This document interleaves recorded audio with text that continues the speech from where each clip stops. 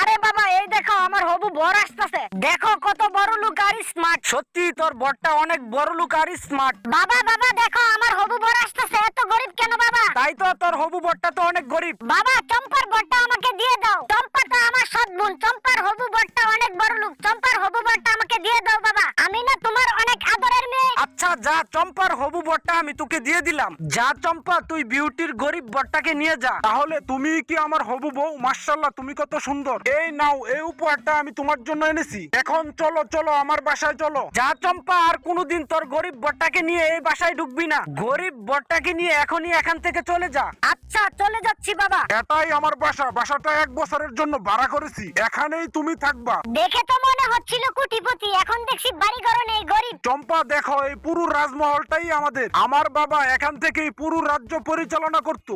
প্রিয় বন্ধু, ভিডিওতে লাইক ও চ্যানেলটি সাবস্ক্রাইব করতে ভুলবেন না।